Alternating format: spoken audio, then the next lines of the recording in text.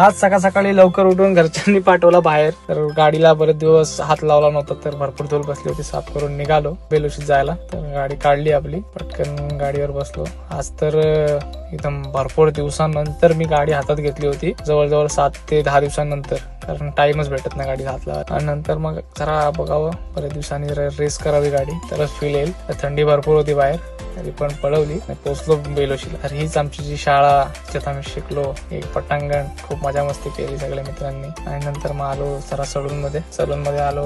आमचे भाऊ भेटले सलून मधले, दाढी करायची होती, तर बसलो पटकनची दाढी करून घेतली. चांगला आहे का बघत होतो, आणि लगेच निघालो घरी जायला. निघालो. हा आमचा स्टॉप. घरी जरा पसारा झाला होता, तो साफसफाई करून मी घेतली लगेच गाडी धुवायला. तिला भरपूर दिवसांनी धुतोय, जवळजवळ महिना 2 महिन्यानंतर धुतोय. तिला दोन्ही गाड्यांना धुवून घेतल्या. मोठ्या गाडीला पण लावून घेतले ठिकाणावरती. पटकन जेवलो आणि निघालो अलिबागला जायला. अलिबागवरून भाडं होतं, तर भाडं घेऊन निघालो लगेच आपण पनवेलला जाता जाता आपल्याला लागतो पेजारी चेकपोस्ट. आणि हे पेजारी पॉइंट मध्ये जरा भरपूर ट्रॅफिक असते. थोड्याच वेळात सगळ्यांना उतरवली, पैसे घेतले आणि परत दुसरं भाडं लागलं. लगेच निघालो अलिबागला सीएनजी भरून. कर्नाला उतरता मस्त सनसेट दिसला, पूर्ण दिसला नाही. हा भाऊ भेटला येता त्याला घेऊन आलो. त्यांना अलिबागला सोडली. लगेच वाव्याला पोचलो.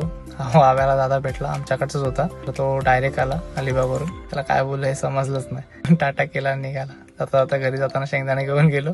एक घरी पोचलो. उद्या भेटूया.